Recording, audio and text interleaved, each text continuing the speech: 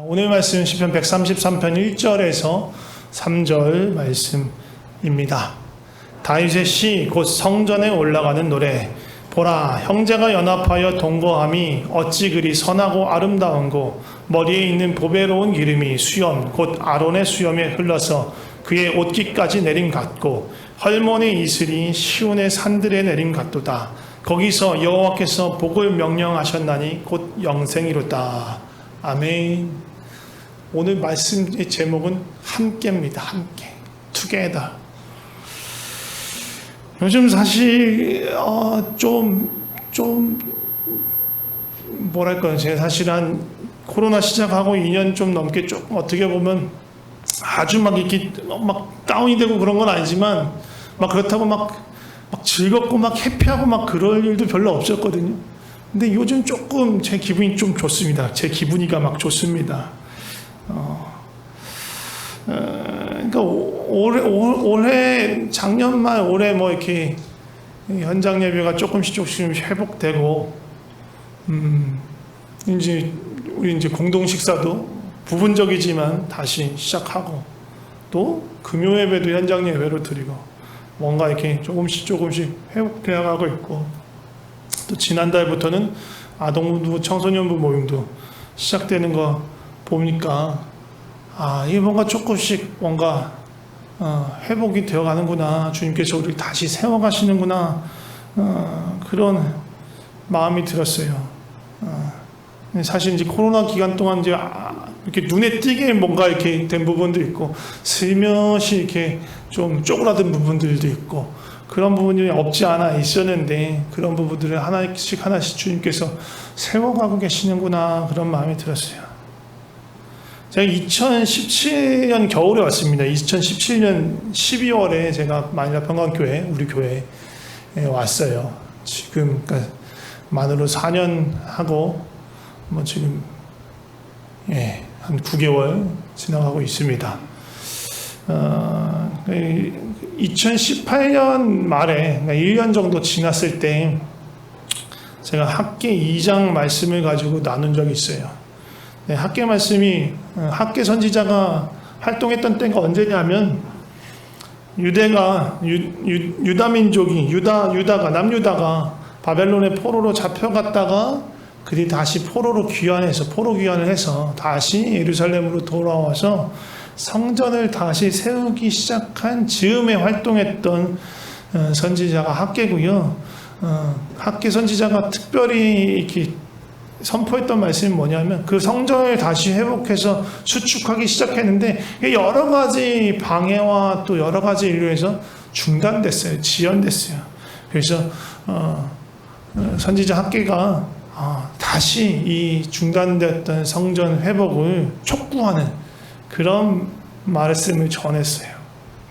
그리고 나서 그런 학계와 또 당시에 있었던 수르바벨 총독과 제사장 여호수아와 뭐 그런 사람들이 힘을 합쳐서 또 그 백성들을 독려해서 마침내 성전이 완공되었습니다.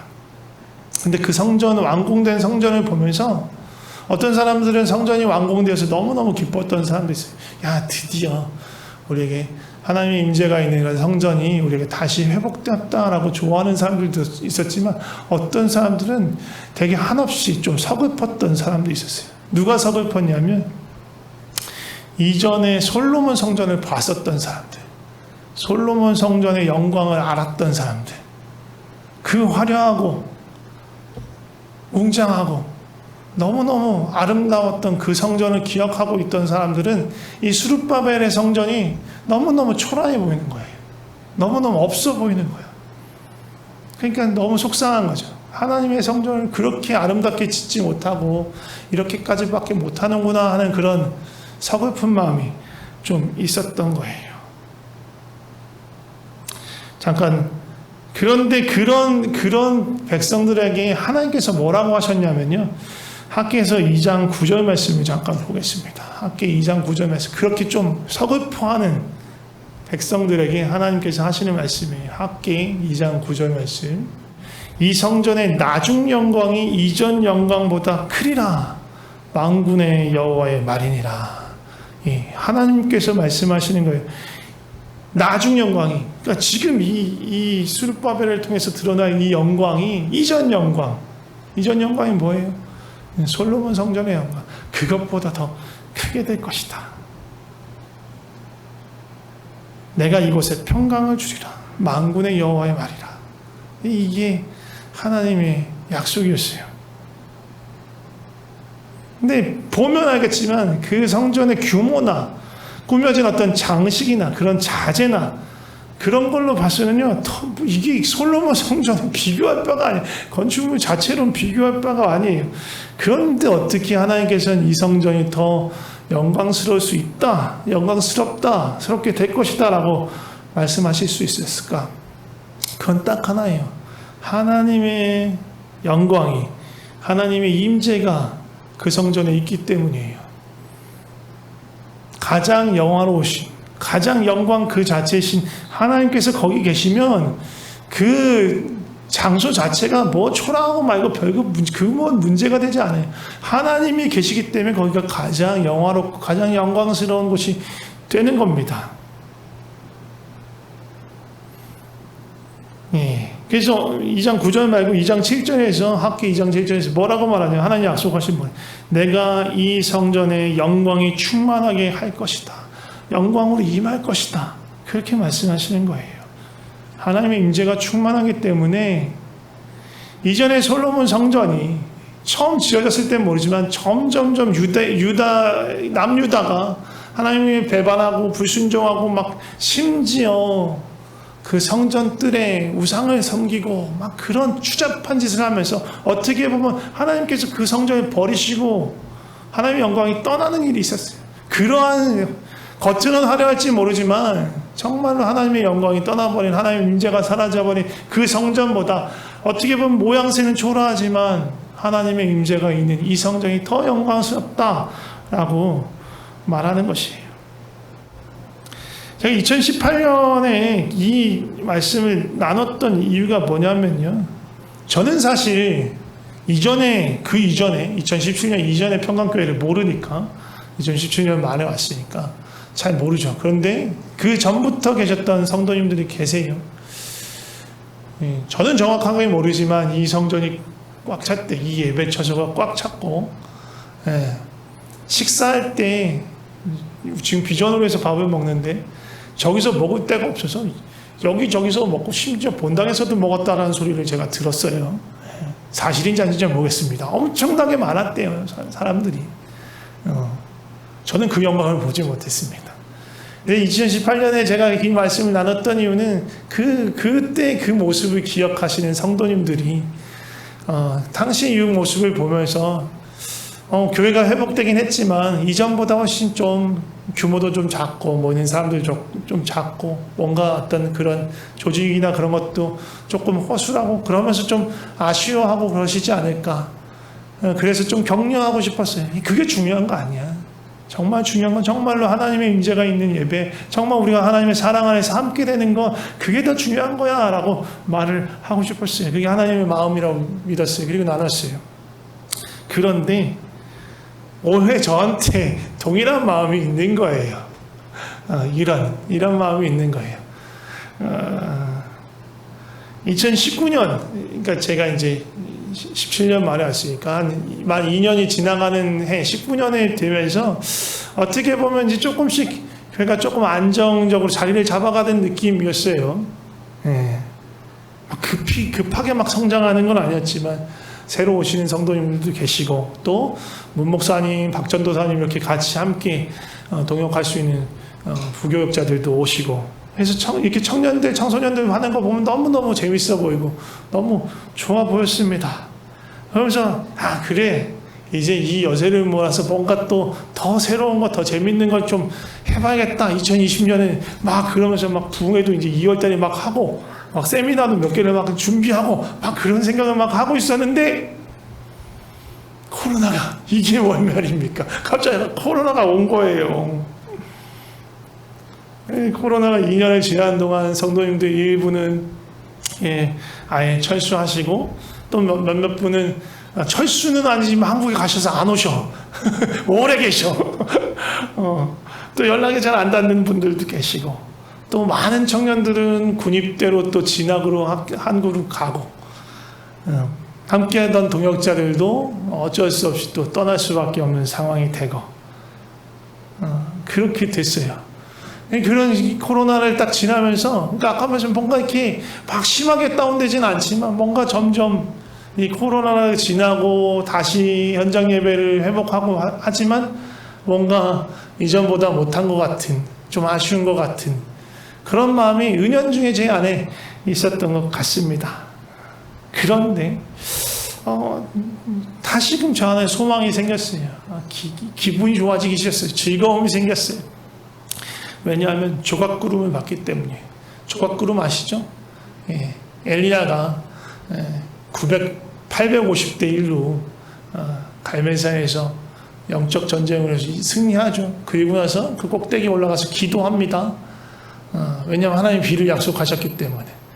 예, 무릎에다 머리를 파묻고 기도한다고 그래요. 그리고 나서 시종한테 물어봐요. 야, 구름 생겼냐? 안 봅니다. 안 보입니다.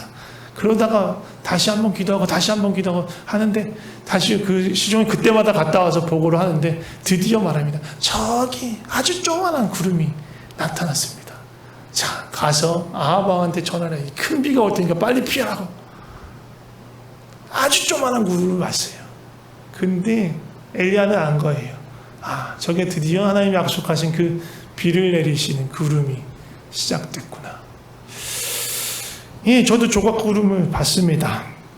저는요, 부흥을 시킬 자신이 없어요. 부흥을 시키는 방법도 모르고, 기술도 없어요. 그런 쪽으로는 전문가가 아닙니다. 그런 거 잘 못해요. 그래서 뭐, 가끔마다 어떤 분들은, 야, 그렇게 하면 잘 안 될 거야. 몰라요, 그런 거.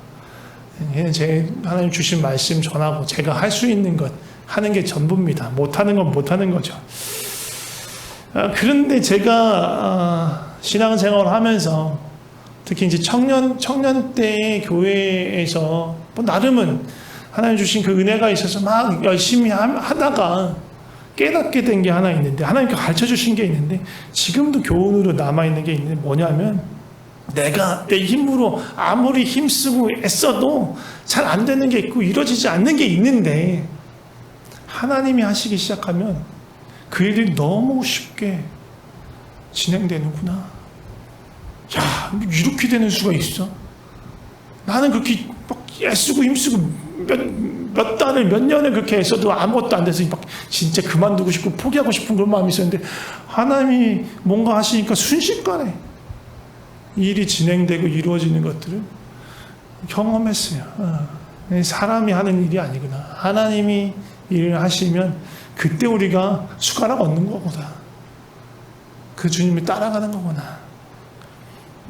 그런 마음, 그런 교훈을 제가 얻었어요. 그러니까 애쓰고 힘써서 내 노력으로 뭔가 일궈내는 게 아니고, 하나님께서 날줄을 엮으셔가지고 딱 판을 만드시고, 사람을 부르시고, 사람을 일으키시고, 그 안에 소망을 주시고, 작은 사건들 하나하나를 만드셔서, 그것으로 하나님께서 무언가 우리가 전혀 생각하지 못했던 것들을, 우리가 과연 할 수 있을까 했던 것들을 하나님이 이루신다는 거예요. 제가 봤던 조각구름은요, 우리 청소년들이었어요. 아니, 어쩌면 그 전부터였을지도 몰라요. 우리 공동식사가 시작되었을 때, 아니면 우리 아동부 청소년 모임이 처음 시작됐을 때, 이런 것들이 다 조각구름이에요. 이게 될까 하는데 그 작은 조각구름들이 하나하나씩 떠오르는 거예요. 하나님이 일하고 계시는구나. 하나님이 역사하시는구나. 오늘 밥 먹는 것도 조각구름이에요. 야, 생각지도 못했던 엄청난 잔치가 벌어질 것 같아요. 기대가 됩니다. 전 벌써부터 침이 고요. 그래서 오늘 말씀을 빨리빨리 끝내려고 해요. 예, 너무 먹고 싶거든요. 예, 조각구름일 수 있어요. 우리가 함께 모여서 식사를 하고 또 교제를 하면서 잔치를 즐기는 것, 오늘 말씀이 그런 거거든요. 형제자가 무매가 모여서 함께 동거하는 것이, 연합하고 동거하는 것이 너무너무 선하고 아름답다. 하나님 보시기 너무너무 기뻐하시는 일이다. 우리 안에 그런 일들을 새롭게 다시 시작하시는 거예요. 그리고 끝나고 뭐예요? 윷놀이해요. 밥 먹고 나서 윷놀이. 이것도 너무너무 기대가 됩니다. 이것도 우리도 3년 만에, 코스타도 3년 만에 하죠. 우리도 윷놀이도 3년 만에 하는 거예요. 누가 이기든 지든 상관없어요. 전 그 재미만 있으면 돼요. 그냥 신나서 서로의 말을 잡아 드시고 다시 말판을 올려놓으시면서 그렇게 재미지게 신나게 윷놀이 했으면 좋겠어요. 그런 것들이 다 형제 자매가 함께 연합하여 동거하는 일입니다. 아름답고 선한 일이에요. 하나님은 이런 거 정말 좋아하세요. 함께 모이는 것, 함께 하는 것, 한 몸을 이루는 것, 하나 되면 힘써 지키는 것. 하나님 너무너무 좋아하십니다. 사실 엊그저께 금요일 때도 이와 비슷한 분위기의 말씀을 나눴습니다. 죄는요, 어떻게 한다고요? 죄는요, 죄가 우리 가운데 들어오면 어떻게 사람과 사람 사이를 갈라치기를 해요. 분열시켜요. 서로 이간질시켜요. 그게 죄가 하는 짓이에요. 사단이 그 죄를 가지고 우리를 흔드는 일이에요. 죄 중에서 가장 근원에 있는 죄 중에 하나가 뭐냐면 교만이고요. 또 다른 게 욕심이에요. 이 두 가지가 엮이면요, 늘 상대방을 배척하고 상대방과 경쟁하고 분열되는 결과를 가지고 와요. 사실요, 우리가 사는 세상은 이쪽 방향으로 우리를 몰고 가요. 세상은요, 더 많은 것들을 욕망하게, 바라게, 그리고 소비하게 우리 이렇게 좀 부추기죠. 더 많은 거를 사기하기 위해서 뭐래요? 수많은 광고를 때려야 돼요. 유튜브 보다가도 쑥쑥 나오죠. TV 보다가도 나오죠. 요즘에는 드라마도 이 드라마 앞뒤로 나오지 않고 드라마 중간에 잘라가지고 거기다 광고 집어넣고 또 드라마를 계속해요. 그것들이 다 우리를 이렇게 유혹하는 거예요. 우리의 소비를 자극하고 우리의 욕망을 자극하는 거예요. 욕심을 부추기는 거예요. 심지어는요, 드라마 앞뒤 중간에만 있는 게 아니라 드라마 안에도 있잖아요. PPL. 예능 드라마 안에도 막 PPL이 막 들어가 있죠. 그런 거 보면서 야, 저거 이쁘다. 와, 저런 냉장고 우리 집에 하나 있었으면. 그런 마음이 들게끔 하는 거예요. 집에 멀쩡한 냉장고가 있는데 저거 보면서 야 얼음이 자동으로 나오는데 야 스마트폰 기능이 있어요. 야, 저기서 동영상도 나와. 필요 없어요. 그냥 이거 보면서 하면 되지. 레시피 거기 다 나오는데. 근데 그거 보면 갖고 싶은 마음이 생겨. 뭔가 보람직하고 먹음직하고 정말 자랑할 만한 것 같고 그런 마음이 생기면서 갖고 싶은 욕망이 생기는 거예요. 더 많은 욕망은 어떻게 해요? 더 많은 걸 벌어야죠. 더 많은 물질을 가져야 더 많은 걸 소비할 수 있으니까. 그럼 어떻게 해요? 더 많이 일을 해야 돼요. 저 사람보다 더 많이 일해도 저 사람과 경쟁해서 내가 이겨야 돼. 그게 더 많은 걸 가질 수 있어요. 그렇게 서로 경쟁하는 거예요. 내가 저 사람보다 더 나아가야 더 많은 걸 누릴 수 있어. 이거 어렸을 때부터 경쟁을 훈련합니다. 학교 시스템이요, 경쟁을 부추기게 돼 있어요. 우린 경쟁하면서 자라요. 그러면서 우리 마음속에 들어온 생각이 뭐냐면 나만 아니면 돼.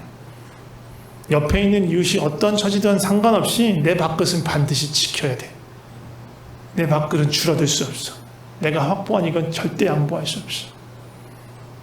이게 세상이 가르쳐주는 그런 마음들이에요. 이 세상의 질서예요. 죄와 욕심으로 가득 찬 세상의 질서입니다. 그런데 하나님 우리를 다른 방향으로 이끄세요. 우리가 그리스도의 은혜로 죄 사함 받고 의롭다 칭함을 얻고 성령님이 우리 안에 임하셔서 우리를 감동하셔서 우리를 이끌기 시작하면 우리는 다른 방향으로 가요. 성령님이 우리를 어떻게 이끄시냐? 하나됨으로, 함께함으로 이끄십니다. 사도행전 2장 42절 47절 말씀, 42절에서 47절 말씀 함께 보면 좋을 것 같습니다. 같이 볼까요? 이 말씀을 함께 읽겠습니다. 시작. 그들이 사도의 가르침을 받아 서로 교제하고 떡을 떼며 오로지 기도하기를 힘쓰니라. 사람마다 두려워하는데 사도들로 말미암아 기사와 표적이 많이 나타나니 믿는 사람이 다 함께 있어 모든 물건을 서로 통용하고 또 재산과 소유를 팔아 각 사람의 필요를 따라 나눠주며 날마다 마음을 같이하여 성전에 모이기를 힘쓰고 집에서 떡을 떼며 기쁨과 순전한 마음으로 음식을 먹고 하나님을 찬미하며 또 온 백성에게 칭송을 받으니 주께서 구원받는 사람을 날마다 더하게 하시니라. 아멘. 예. 오순절날 성령이 임하시고 그 다락방에 있던 사람들이 흩어져서 각기 난곳 방언으로 여기저기 온 사람들이 알아들 수 있는 그 이방인의 말로 말하기 시작했어요. 예수님을 증거하기 시작했어요. 그래서 그 이야기를 듣고 그날에만 3,000명이 예수님을 믿었어요. 그리고 그들에게 세례를 줬어요. 예루살렘 교회가 시작됐어요. 그리고 지금 이 사도행전 2장 42절에서 47절 말씀은 그 예루살렘 교회의 풍경을 보여준 거예요. 그들이 어떤 삶을 살았는지 보여주는 거예요. 그들 안에 무슨 일이 있었어요? 자기 소유, 자기 재산을 주장하지 않았어요. 지키려고 하지 않았어요. 내 밥그릇 내가 챙기려고 하지 않았어요. 내 밥그릇을 찢었어요. 엎었어요. 옆에 있는 이웃을 위해서. 어떻게 그럴 수 있었어요? 성령님께서 그 안에 말씀하시고 인도하셨으니까. 하나 되게 하셨으니까. 이제 형제의 고통이, 형제의 굶주림이 그 형제의 굶주림이 아니라 내 굶주림이 된 거예요. 나의 굶주림이 된 거예요. 그걸 볼 수 없게, 그냥 가만히 볼 수 없게 된 거예요. 사실 이런 사도행전 2장 41절부터 47절에 나오는 이 현상은요, 이러한 모습은요, 하나님이 예전부터 꿈꿨군요. 예전부터 이스라엘 백성들 안에서 이런 일들이 있기를 바라셨던 거예요. 그런데 그게 이루어지지 않았어요. 잘 이루어지지 않았어요. 그 흔적을 그런데 찾을 수 있는 게 어디서 찾을 수 있냐? 레위기 신명기에 보면 그런 것들이 잘 나타나 있어요. 11조도요. 11조 뭘 위해서 내는 거예요? 11조를 왜 해요? 생산의 수단이 없는 사람들의 삶의 생계를 위해서 내는 거예요. 11조의 혜택을 받는 사람이 누구입니다? 물론 제사장들도 그 혜택을 받아요. 그들도 사실 땅의 분깃을 받지 않는 사람들이에요. 그렇지만 더 결정적으로 그 11조로 인해서 혜택을 받는 사람들은 누구냐? 과부와 고아, 객이에요. 생산의 수단이 없는 사람, 스스로 뭔가를 제대로 벌 수 없는 사람들. 게다가 그것만 있는 게 아닙니다. 추수를 할 때 지금 우리 본당 이 전체가 내 밭이라고 생각해봐요. 이 밭에 열린 모든 게 다 내 거다? 아니에요. 놀랍게도 내가 이 밭을 다 내가 수고롭게 가꿨지만 이게 다 내 거가 아니래요. 하나님께서는 내 귀퉁이에 있는 거는 내 게 아니래. 하나님 그렇게 말씀하셨어요. 이웃들을 위한 거래요. 특히 가난하고 궁핍한 이웃들이 이 내 귀퉁이의 것을 마음대로 자유롭게 갖고 갈 수 있도록 절대 저거는 니들이 추수하지 마라, 거두지 마라, 내비둬. 고아와 과부와 객들, 그 가난한 이웃들이 저걸 갖고 갈 수 있도록 해. 네 밥그릇이라고 네가 다 챙기는 거 아니야. 그건 내가 원하지 않아. 하나님께서 그렇게 말씀하세요. 그리고요, 추수를 하다 보면 이거 떨어졌네. 주워야 되잖아요. 주워도 내 주머니에 넣어야 되잖아요. 넣지 말래요. 하나님 그대로 두래요. 떨어진 거. 그것도 그 어려운 이들이 주워갈 수 있도록, 가져갈 수 있도록 내비둬라. 그것만이 아닙니다. 안식년 희년이 되면 밭에 경작을 하지 않는데도 저절로 자라는 작물들이 있어요. 여기 내 밭이에요. 내가 아무 심고 거두진 않았지만 안식년에 심고 거두고 못하니까 희년에도. 근데 어쨌든 내 밭에서 났잖아. 그럼 내가 가져가야 될 것 같은데 하나님 말씀, 네 거 아니야. 같이 나눠 먹는 거야.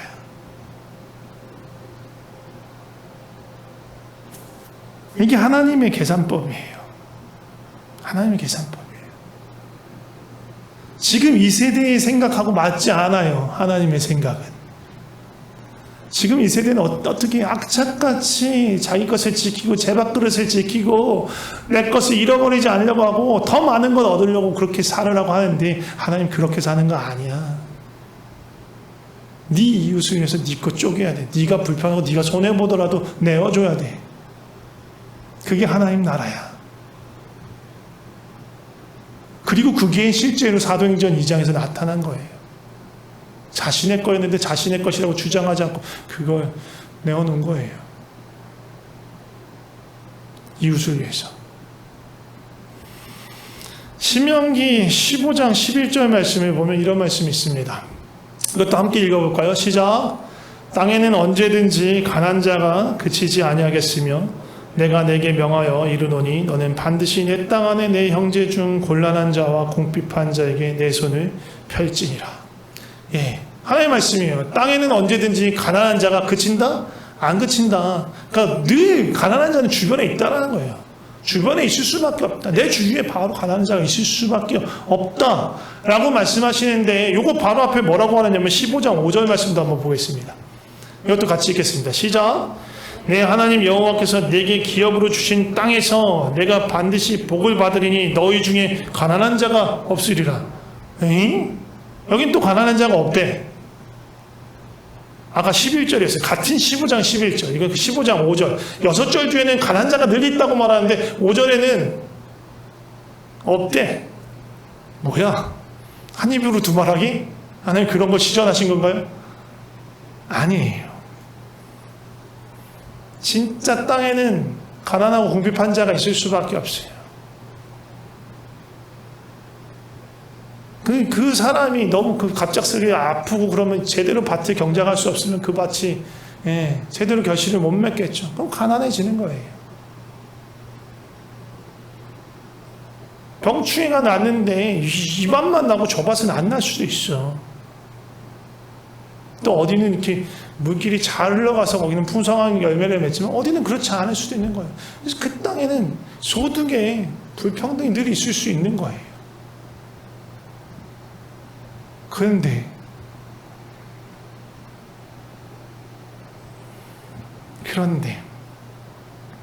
하나님이 주신 말씀대로 살면, 특히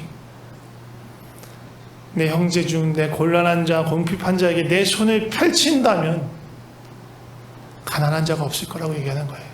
가난한 자는 분명히 있는데 그 가난한 네 형제에게 네가 손을 펼친다면 그 가난이 사라질 것이다.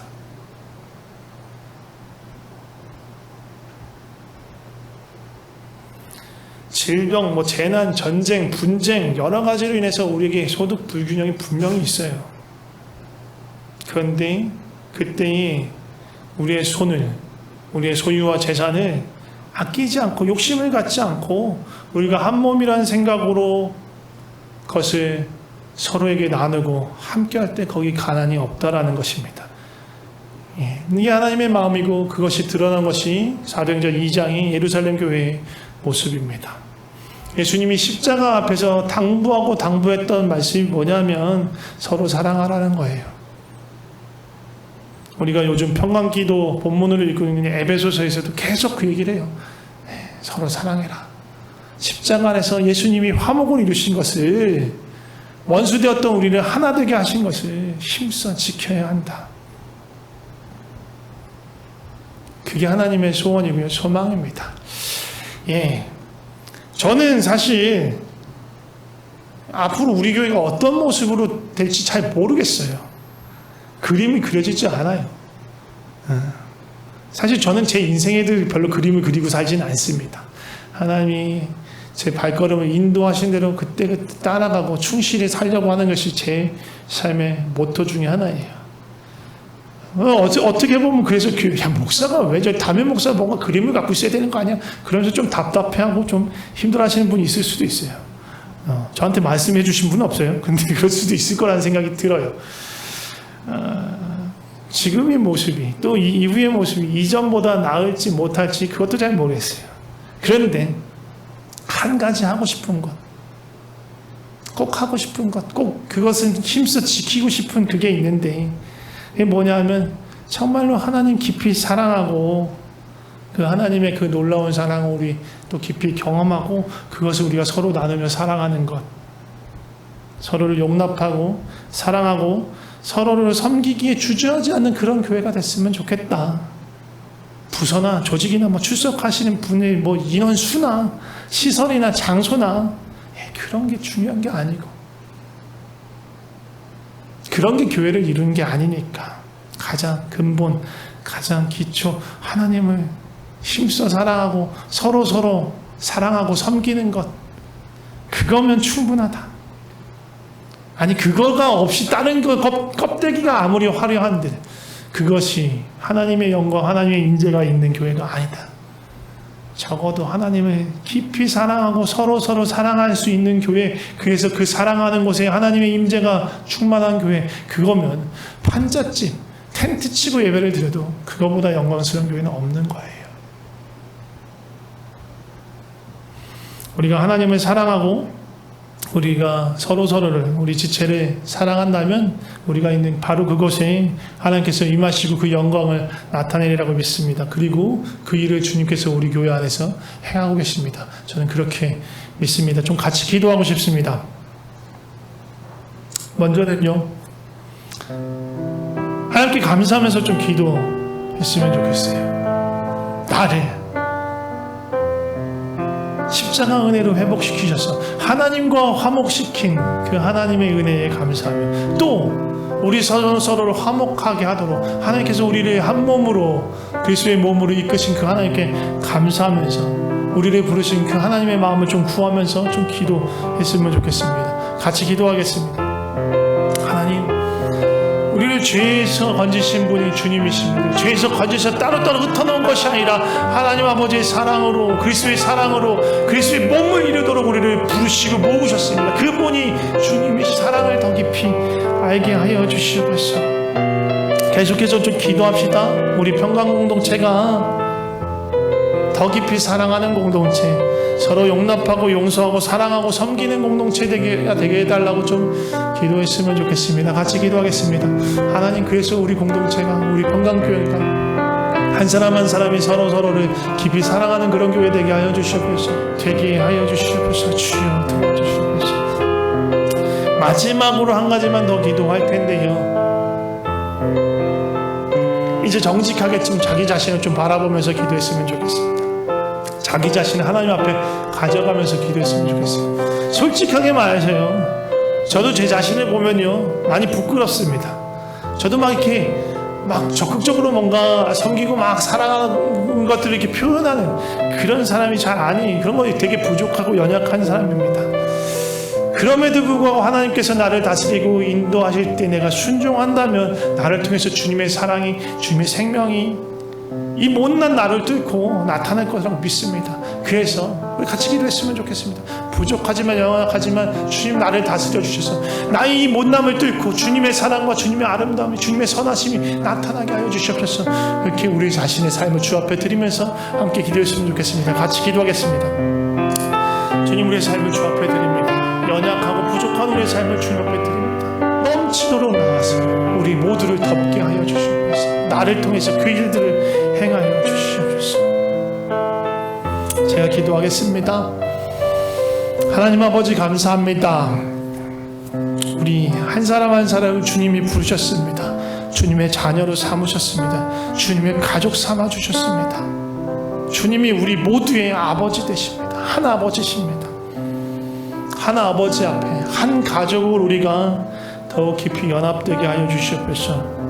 예수님께서는요, 그 십자가의 죽으심으로 죄와 사망을 멸하신 것뿐만 아니라 모든 분열과 원수된 것과 나눠져 있는, 또 막혀있는 모든 담을 허무시고 멸하셨습니다. 멀리 있던 우리들을 주님 안에서 하나가 되게 하시고 한 몸 되게 하셨습니다. 주님, 그래서 이제 우리가 형제와 자매로, 그리고 예수님의 지체로, 예수님의 그 몸의 일부로 하나 되었습니다. 주께서 하나로 모이게 하셨습니다.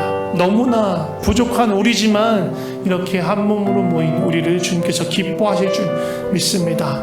우리가 그 주님의 기쁨에 참여하는 자 되게 하여 주시옵소서. 나보다 우리 지체들을, 옆에 있는 우리 지체들을 더 귀하게 여기게 하시고, 나 자신만 바라보는 것이 아니라 형제와 자매를 살피고 나의 안일함과 평안함을 찾는 것이 아니라 주님의 사랑 안에서 내 시간, 내 노력, 내 물질, 또 기도와 관심으로 서로를 힘써 섬기게 하여 주시옵소서. 주님, 우리 너무 부족합니다. 자기 중심적이고 이기적일 때도 너무 많습니다. 또 사람들 눈치 보고 사람들이 뭘 하나 그것 때문에 마음이 흔들릴 때도 많습니다. 주님, 우리 눈에 있는 다른 모든 것들 다 제하시고 오직 주님만 볼 수 있게 하여 주시옵소서. 그래서 주님이 순종하는 우리, 하나 되려고 애쓰는 우리를 보며 기뻐하시는 그 주님의 얼굴을 보며 더욱더 서로 사랑하는 데 힘쓰고 하나 되게 하여 주시옵소서. 우리를 부르신 주님을 찬양합니다. 주님 감사합니다. 예수님의 이름으로 기도드립니다. 아멘.